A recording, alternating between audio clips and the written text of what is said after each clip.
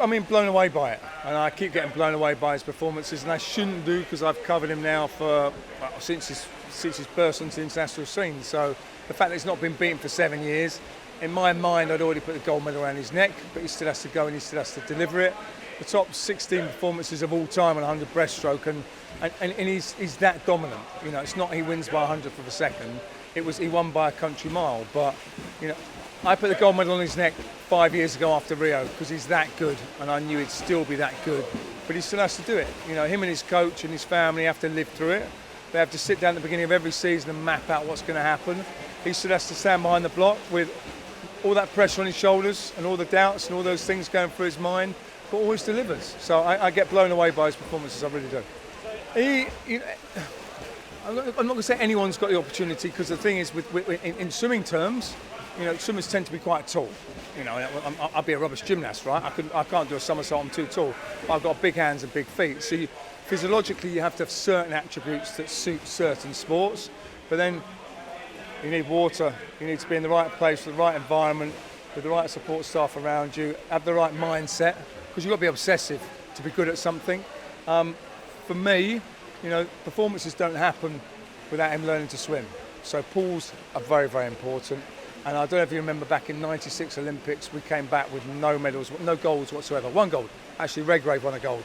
And the National Lottery got involved and started pumping money into sport. And on the back of that, performances happened. But then pools come around, it enables Adam to get in there to learn to swim and then go from grassroots, from zero to hero, so to speak. But it's a real team that put him on the top of that podium. I'm hoping.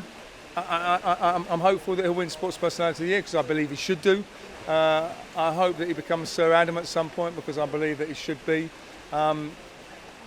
It's swimming, it's a minority sport.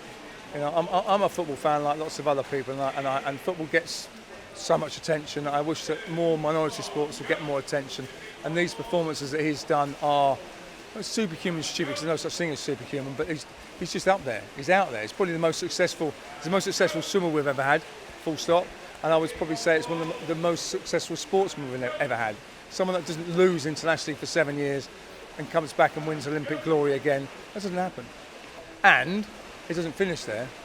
I don't think it finishes there. Adam might come back and go, do you know what, I've had enough of this, I'm tired of this. I don't think he will. And at 26 years of age, he's got Paris in 3 years' time. So it's only 3 years away this time. I know it's been a long stretch, 5 years, and a very, very difficult last year and a half. But 3 years' time is Paris. 4 years after that is LA, and I think, knowing Adam as I do, definitely Paris on the cards. And if I were him and I was in his shoes, I didn't retire till 38 because I love what I did, and I know he loves what he does. And when you do retire, it's that life over, on with the next life. So he'll spend a lot of time when he comes back with his family, with his new child, and then reassess things. But I'm sure after a little bit of time, he'll be ready, reset, and go again.